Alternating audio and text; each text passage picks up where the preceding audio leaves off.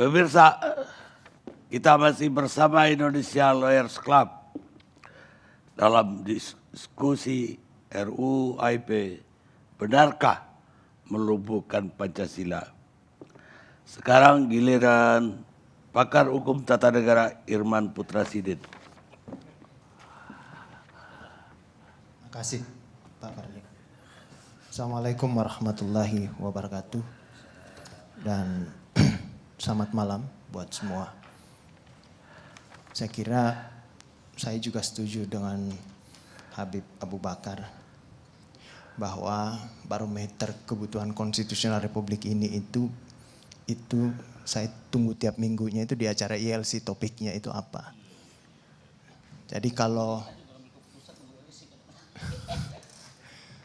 kalau Bang Karni berpikir lain, ya itu adalah wajah yang bisa kita teropong. Oh, pergerakan konstitusional minggu ini begini. Kita bisa teropong di situ. Makanya ketika topik ini kemudian dimunculkan, wah, kayaknya COVID udah mulai harus dipikirkan kembali pemerintah nih. Status darurat bencananya dan status darurat kesehatan masyarakat sudah mulai harus dipersiapkan ke depan. Seperti itu, karena masyarakat kayaknya lebih fokus untuk berbicara tentang HIP ini. Bukan lagi sesuatu yang seperti 3 bulan lalu soal COVID itu. Kira-kira begitu Pak Karni. Nah, perdebatan kita malam ini adalah saya juga setuju dengan pertanyaan Pak Karni. Tadi ke Habib Abu Bakar. Ini kenapa takut sekali sama komunis? Bangkit. Dan tidak ada pasal dalam RUU HIP itu yang ingin menghidupkan komunis. Nah, pertanyaan itu yang kemudian saya mencoba mereka-reka. Ada apa ini? Kenapa tiba-tiba komunis kemudian kita memperdebatkan dan begitu kencang dan begitu ketakutan kita? Saya mencoba merunut-runut ya perjalanan sejarah ketatanegaraan kita di Reformasi 98. Jadi ketika Reformasi 98 itu bergaung, adalah mengembalikan kehidupan masyarakat kepada kehidupan konstitusional yang ideal. Tidak boleh ada kekuasaan yang kemudian merampas hak-hak warga negara. Gak boleh ada seperti itu. Intinya seperti itu. Mengembalikan daulat itu kepada di tangan rakyat. Maka semuanya bunyi ketika Reformasi 1998. Dan salah satunya ketika itu adalah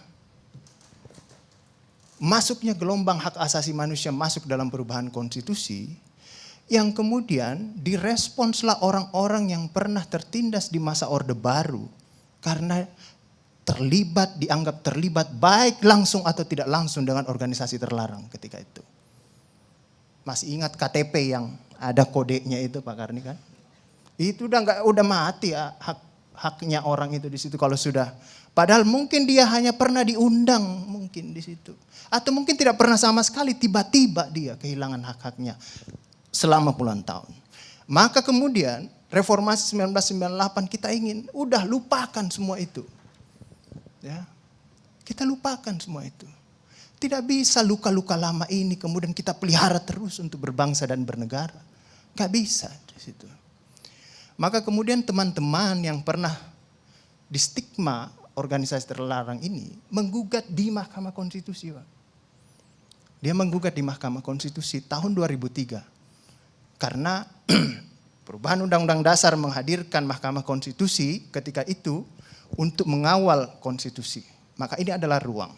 Masuklah teman-teman menguji di Mahkamah Konstitusi. Sebelum dia masuk ke Mahkamah Agung kemudian dilimpahkan ke Mahkamah Konstitusi. Dan Mahkamah Konstitusi ketika itu mengabulkan permohonan yang pernah terlibat dengan organisasi terlarang. Silahkan teman-teman warga negara yang pernah terlibat dengan organisasi terlarang.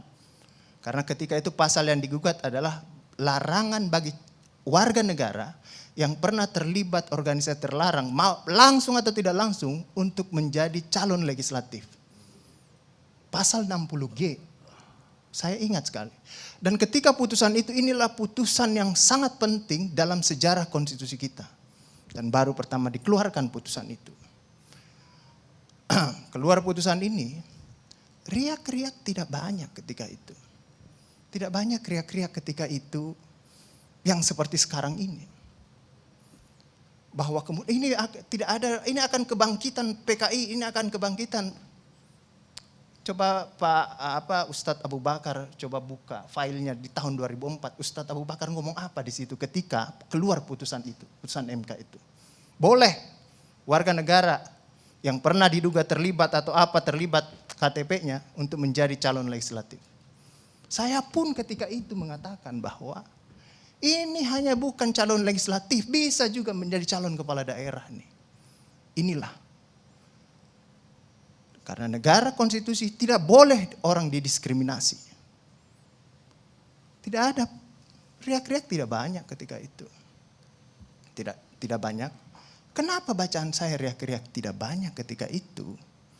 Karena kehidupan kita adalah kehidupan ketika itu. Tidak ada golongan-golongan tertentu yang pernah luka oleh kelompok ini, itu diusik. Oleh kelompok, ada golongan yang pernah luka, punya luka yang tadi disebut oleh Ustadz Abu Bakar, Ustadz Zaitun. Bahwa golongan Islam itu punya luka dengan kelompok ini.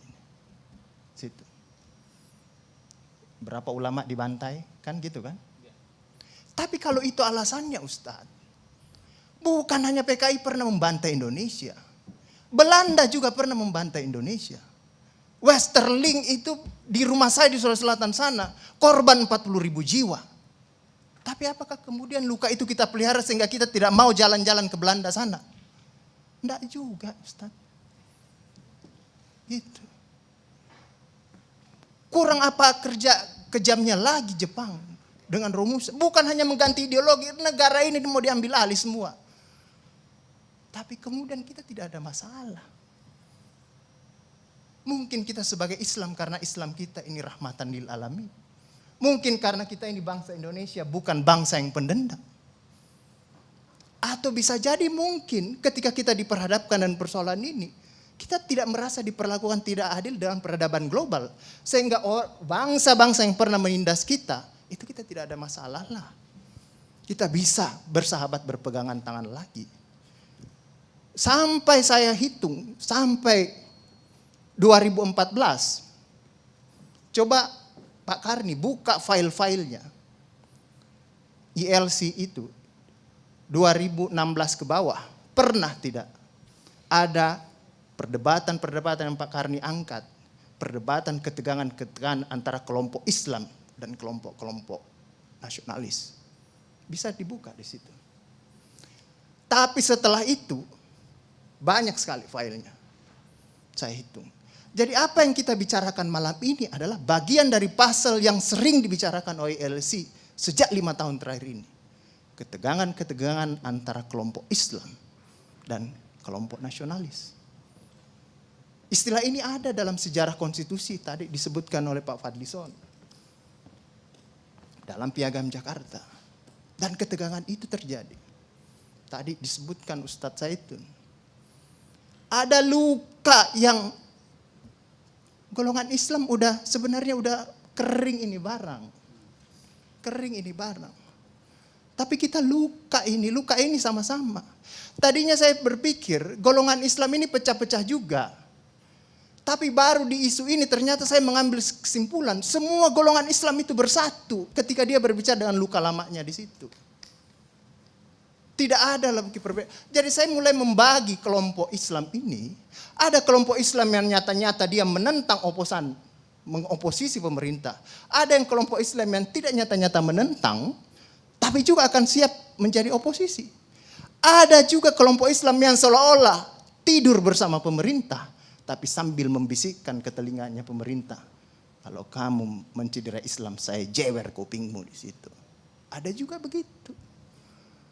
Karena mereka ketika kelompok agama kemudian mulai disingkirkan, maka dia kemudian semuanya bersatu. Makanya ketika saya baca semua maklumat MUI, maklumat NU, maklumat Muhammadiyah, itu nadanya sama. Tapi ada yang saya tertarik dari Mudah-mudahan saya tidak salah dapat berita itu tentang NU ya. Ada NU juga keluarkan kan? Gitu. Mudah-mudahan saya tidak salah baca. Saya lebih sepakat dengan itu. Bahwa kalau kita berbicara HIP ini sebenarnya adalah ini hati-hati. Ini bukan soal membangkitkan komunis. Tetapi mengembalikan tafsir Pancasila itu kepada pemegang kekuasaan pemerintahan. Mau memberikan itu kepada presiden. Makanya ada istilah pemegang kekuasaan pembinaan ideologi Pancasila di situ. Kalau tidak salah ada istilah itu. Kalau saya ditanya, perlu tidak dimasukkan itu TAP MPRS itu dalam HIP ini? Jangan, nggak usah dimasukkan. Karena kalau dimasukkan, akan masuk juga nanti itu saudara-saudara kita itu HTI, Khilafah dan lain sebagainya. Akan dimasukkan juga di situ. Kalau saya ditanya, nggak usah dimasukkan. Tapi lebih baik lagi kalau tidak usah dilanjutkan. Ya, dilanjutkan RUU HIP ini. Nah disinilah kemudian, baru berapa minggu lalu, dalam 5 tahun terakhir ini, kelompok-kelompok Islam seolah menjadi terasing di negerinya sendiri. Itu yang dia rasakan. Berapa ulama yang berjuang mendirikan republik ini. Indonesia 80% penduduknya umat Islam. Tidak pernah meminta 80% hasil sumber daya alam yang dikuasai negara untuk umat Islam. Gak ada yang dia minta. Ada gak dia minta? 80% umat Islam penduduk Indonesia tidak pernah meminta 80% APBN untuk umat Islam. Gak ada yang dia minta. Sederhana permintaan umat Islam. Dia mau berdialog sama Tuhannya. Dia mau mengingatkan umatnya akan kebaikan. Yang tidak hanya mengajarkan doa makan dan doa minum. Tapi juga cara memilih pemimpin. Kan begitu kira-kira. Nah inilah ketegangan-ketegangan. Ketika agamanya dinistakan, kok susah sekali ini membawa ke proses hukum. Muncullah demo berjilid-jilid. Yang kemudian berujung ulamanya tidak bisa pulang. Belum lagi penghujung, kemudian ada agama yang diperhadapkan sebagai musuh besar Pancasila. Nah ini yang menarik menurut saya. Saya ini Islam, tapi bukan pengetahuan Islamnya seperti Ustadz Ali Muhtar Ngabalin dan Ustadz Abu Bakar. Tapi dengan segala awam saya terhadap Islam. Ketika saya ditanya, Pancasila itu di mana dalam kehidupan saya? Maka saya akan mengatakan bahwa ketika saya lahir, orang tua saya itu membisikkan Pancasila di telinga saya. Cuma bahasanya bukan seperti yang tertulis dalam Undang-Undang Dasar itu. Dia membahasakan Allahu Akbar, Allahu Akbar. Asyhadu an la ilaha illallah. Asyhadu anna Muhammadar Rasulullah. Apa yang saya dengar di situ? Ketuhanan yang Maha Esa. Hayya 'alas shalah. Apa yang saya dengar di situ? Mari kita bersatu sama-sama. Karena kita akan mendirikan sholat. Dan Al-Ankabut mengatakan sholat itu mencegah kamu dari perbuatan keji dan mungkar. Ada kemanusiaan yang adil dan beradab. Saya dengar di situ. Hayya 'alal falah. Mari sama-sama menuju kemenangan. Kemenangan yang bagaimana kita peroleh? Kerakyatan yang dipimpin oleh hikmat kebijaksanaan dalam permusyawaratan perwakilan. Kemenangan yang bagaimana? Keadilan sosial bagi seluruh rakyat Indonesia. Itulah kemenangan yang kita tuju. Kita kembali lagi takbir. Allahu Akbar, Allahu Akbar. La ilaha illallah. Kita ulang lagi. Dan Pancasila yang kita tiupkan itu 5 kali sehari. Belum selesai di sini, selesai bunyi terus. Ya kan Ustadz kan? Belum selesai di daerah sini, selesai bunyi bertalu-talu terus. Seluruh dunia bertalu-talu. Inilah Islam. Yang kemudian sekarang dalam kelompok ini Ustadz Ali Muhtar Ngabalin. Saya banyak belajar dari beliau. Inilah yang kemudian sekarang, kenapa kami mau diperhadap-hadapkan? Kenapa kami ada yang menjalankan keyakinannya ketika dia celananya cingkrang, radikal. Atau dia pakai cadar.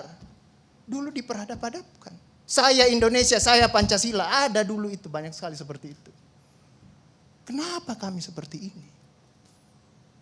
Sekarang Akhirnya sekarang semua orang disuruh pakai cadar. Seperti itu. Inilah kemudian rentetan yang membuat istilah tadi Ustadz Abu Bakar. Kok paranoid sekali dengan undang-undang HIP ini? Ada luka. Ada luka yang tadinya sudah mulai mengering, dilupakan. Tapi tiba-tiba ini kemudian dikhawatirkan. Jangan sampai Pancasila ini mau dipakai sebagai instrumen untuk membimbirkan kelompok Islam dalam republik ini. Apalagi kalau kita baca RUU-HIP itu, pemegang kekuasaan pembinaan ideologi Pancasila ada sama presiden. Saya juga baca-baca sekilas tadi. Kok di situ ditulis pendidikan nasional menurut undang-undang ini itu berubah. Tujuan pendidikan nasional oleh Undang-Undang Dasar mengatakan bahwa beriman, bertakwa, berakhlak mulia. Di sini diciptakan pendidikan nasional itu bertujuan untuk menjadi tenaga ahli dan terampil. Ini kan mau dikasih jadi tukang ini bagi kapitalis kalau seperti itu berpikirnya. Nah, inilah yang kemudian yang dirasakan oleh kelompok-kelompok Islam dalam perspektif perjalanan konstitusional kita, bahwa ada yang tidak adil dilakukan oleh kekuasaan. Kelompok Islam selama ini tadi yang saya katakan tidak pernah meminta apa-apa. Paling jauh kelompok-kelompok Islam mungkin dapat honor dari negara. Itu pun tidak dipakai untuk foya. Dikembalikan lagi untuk membantu negara, menghidupkan santri-santri, mencerdaskan kehidupan bangsa, menciptakan manusia-manusia yang beriman, bertakwa dan berakhlak mulia. Yang sebenarnya tugas pemerintah itu. Dikembalikan lagi seperti itu. Itulah yang kemudian mulailah sekarang kelompok Islam sangat hati-hati. Kalau kemudian Pancasila ditiupkan terus, seolah-olah ini mau dijadikan instrumen untuk memarjinalkan Pancasila. Siapa kekuasaan itu pertanyaannya? Saya juga tidak tahu. Tetapi kita akan bisa menemukan jawabannya itu Pak Fadli, Pak Ali Muhtar. Mari kita pulang ambil cermin masing-masing di rumah. Bisa jadi kekuasaan itu ada pada wajah dalam cermin itu. Saya kira itu Pak Karni yang bisa saya sampaikan. Baik.